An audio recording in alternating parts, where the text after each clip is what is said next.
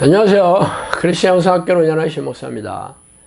오늘은 우리네 교회가 세상에서 조롱과 멸시를 받는 이유라는 제목으로 생각해 보도록 하겠습니다.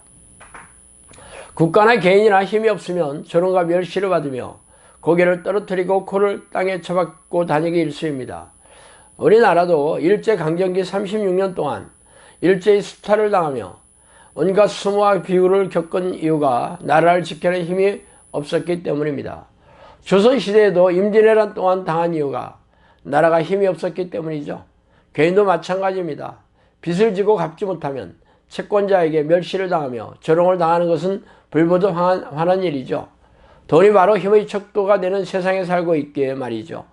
부자는 누구에게나 교만하고 목이 뻣뻣하지만 가난한 사람은 어디를 가나 몸을 낮춰야 합니다. 최신형 외제차를 타고 고급 레스토랑에 들어가면 직원이 급하게 쫓아들어와 차를 대신 주차해 주지만 경차를 타고 들어가면 거들떠 보지도 않죠. 이게 바로 돈의 힘이죠. 이렇듯 국가나 개인이나 힘이 없으면 세상에서 멸시를 당하고 무시를 겪게 마련입니다. 그런데 우리네 교회가 세상에서 어떤 대접을 받고 있습니까? 유명한 프로축구 선수 중에 골만 넣으면 그 그라운드에 무릎을 꿇고 기도 세리머니를 하는 선수가 축구 팬들에게 온갖 미움을 받고 있어요. 그 이유는 다른 게 아니라 기도 세리머니 때문이에요. 인터넷에 들어가면 기독교인은 조롱을 당하고 왕따 당하는 대상이 되죠. 그래서 기독교는 개독교가 되고 목사는 목사로 둔갑을 합니다. 왜 세상 사람들이 기독교를 조롱하고 멸시하는지 아세요? 그 이유를 아는 것은 그리 어렵지 않습니다. 예수님은 우리가 세상의 소금이라고 말씀하셨어요. 그러나 소금이 빛을 잃으면 아무 쓸데없어 다만 밖에 버려져 사람들에게 밝힐 뿐이라고 말씀하셨죠. 그렇다면 세상의 부패를 방지해야 할 교회가 세상 사람들에게 조롱과 멸시를 당하는 것이 이상하지 않습니까? 그것은 힘이었기 때문이에요. 이 힘은 세상 사람과 싸울 수 있는 돈이나 권력을 말하는 게 아닙니다. 그것이라면 우리네 교회는 충분히 기득권층이 아닙니까? 기득권이라면 이미 돈을 쌓아두고 권력을 누리는 계층이라는 뜻이죠. 세상을 지배하는 이들은 국가의 지도자나 고위 권력층인 것처럼 보이지만 실상은 그 뒤에 숨어 조종하는 이들이 있어요. 이들의 실체가 바로 사탄과 귀신들입니다.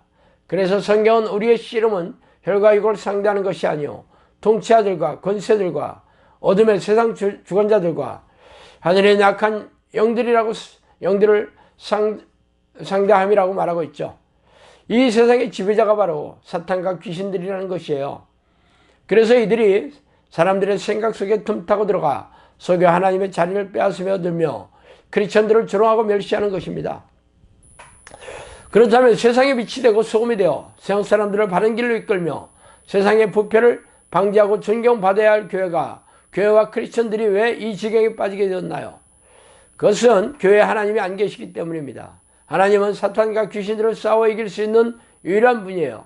그래서 교회는 하나님을 모시고 그분만을 섬기며 찬양하고 경배하고 그들의 자녀들은 하나님의 탁월한 능력을 받아 살아가야 하는 것이 마땅합니다.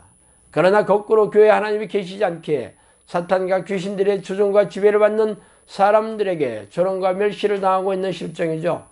그러나 자꾸만 우리네 교회에 하나님이 없다고 주장하는 저의 주장에 분노를 드러내며 마음이 편치 않는 사람들이 적지 않죠. 그들의 주장대로 교회에 하나님이 계시다면 하나님이 계신 증거가 드러나고 열매가 풍성하게 맺고 있어야 하지 않습니까? 예수님도 제자가 그리스도인 것을 자신이 그리스도인 것을 믿지 못하자 내가 하나님의 아들인 것을 믿지 못하겠거든 내가 하는 일을 보고 믿으라고 말씀하셨어요. 성경은 믿는 자들의 표적으로 새 방언을 말하며 귀신을 쫓아내며 악한 영을 물리치고 병든 자를 낫게 하는 능력을 보여줄 것이라고 선포하셨습니다. 우리는 교회 등록을 하여 주일 1시간짜리 예배식에 참석하면 믿는 자가 된 것으로 착각하고 있지만 말이죠. 자신의 생각이 중요한 것이 아니라 성경에서 약속한 능력으로 보여줘야 합니다. 사도 바울은 하나님의 나라는 말에 있는 것이 아니라 능력이 있으며 경건의 능력이 없이 다만 경건의 모습을 보이는 자들에게서 떠나라고 말씀하신 이유입니다. 그렇다면 왜 교회에 하나님이 계시지 않느냐는 것이죠. 그 이유를 알려면 성령이 주시는 통찰력과 깊은 깨달음이 있어야 하지만 주된 이유는 성령이 내주하는 영적 습관을 가르치지 않기 때문입니다. 하나님이신 성령이 우리 안에 들어오셔서 하나님과 동행하는 사람이 되었다면 누구나 하나님의 능력이 나타나는 하나님의 사람이 되어 있을 것입니다. 그러나 희생적인 종교행위만 반복하는 사람이라면 무늬만 크리스천일 뿐 성령의 능력을 보여줄 수 없죠. 아무리 기도해도 응답이 없으며 지난한 삶의 문제도 해결할 수 없고 귀신 들린 사람을 피해 문을 걸어 닫는 초라한 교회가 바로 능력이 없음을 스스로 보여주는 것이지 않습니까? 그러나 사람들은 자신들 안에 성령이 있다고 주장하고 싶어 하죠. 성령의 능력으로 인해 예수를 구주로 믿게 교회 예배에 성실하게 나오는 것을 근거로 들고 있습니다. 그러나 예수를 머리로 믿는 것과 가슴으로 믿는 것은 다릅니다. 가슴으로 믿어야 자기를 부인하며 자기 십자가를 지고 자신의 목숨보다 예수 그리스도를 사랑하는 제자가 되는 것이죠. 머리가 아니라 입으로만 시인하는 자들이 아니라 그런 사람들은 예수님 시절에도 머리로 믿고 입으로만 시인하는 자들은 많았어요. 디도서 1장 16절에도 유대인들은 우리처럼 하나님을 시인했지만 행위는 부인하여 가증한 자여 복종하지 않는 자라는 책망을 받았죠. 예수님도 주여자하는 자들이 천국에 들어가는 것이 아니라 하나님 뜻대로 사는 자가 들어간다고 말씀하셨습니다. 그랬더니 그들이 화가 나서 자신들도 주님의 이름으로 귀신을 쫓아내며 이적을 행하지 않았냐고 반문하죠. 예수님은 그들을 도무지 모르겠다고 하시며 패역한 자들, 불법을 행하는 자들이라고 하시며 책망하시고 떠나라고 호통치고 계십니다. 당신의 교회에서는 성령이 내주하는 기도를 가르치고 훈련시키고 있습니까? 아니라면 온갖 이름을 붙인 기도에만 무성하며 그런 곳에만 나오라고 성화를 대고 있겠죠. 예수님이 승천하시자 사도행전의 제자들은 마가 요한의 다락방에 모여 성령이 내주하기를 힘쓰며 기도에 전념했죠. 성령이 내주하는 기도는 성령이 오신 증거와 능력과 열매와 변화가 있어야 하지 않겠습니까? 그런 증거와 열매가 없다면 그냥 기도 행위를 하는 교인일 뿐입니다.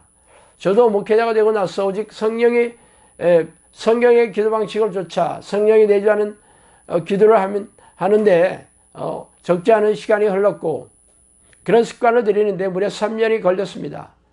그런데 기도 훈련이 없이 스스로 성령이 내주하는 기도를 한다는 것이 얼마나 어려운 것인가를 증명해 주고 있죠.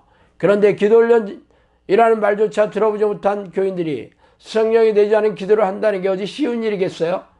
성령이 내주하는 기도를 하는 것은 저만의 우리 영성학교만의 특별한 비결이 있는 것은 아닙니다. 성경에 조목조목 나와 있어요. 성령이 내주할 때까지 간절히 전심으로 찾고 부르면 됩니다. 그러나 이 기간은 여러 달 걸리는 게 보통이에요. 게다가 이런 기도를 하면 악한 영들이 기도를 방해하는 공작이 아주 심각하죠. 그래서 기도의 그 강을 건넌 인도자가 인도를 하고 코칭을 받아야 하는 이유입니다. 지금부터라도 자신의 욕심을 채우는 기도가 아니라 하나님이 기뻐하시는 기도, 성령이 내주하는 기도를 배우려고 한다면 누구나 그런 기도를 할 수 있어요. 적지 않은 기간과 또 훈련하는 힘든 시간이 필요하겠지만 참고 견디면서 기도의 성을 쌓는다는 말이죠. 오랫동안 우리네 교회가 성령이 내주하는 기도 훈련을 게을리했기에 하나님의 능력이 없어 마귀들에게 조롱과 멸시를 당해왔죠. 그러나 이제는 잠에서 깨어날 때입니다. 하나님은 전지전능하시고 당신의 자녀에게 마귀를 이길 힘과 능력을 주시겠다고 약속하셨어요. 이제는 당신이 바로 그 약속을 받아 누릴 차례입니다. 그래서 악한 영이 지배하는 세상과 맞서 싸우는 정의 용사로 남은 생을 바치시기 바랍니다. 그렇다면 천국의 화려한 면류관과 엄청난 상급이 여러분을 기다리고 있을 것입니다. 자, 오늘은 여기까지 하겠습니다. 감사합니다.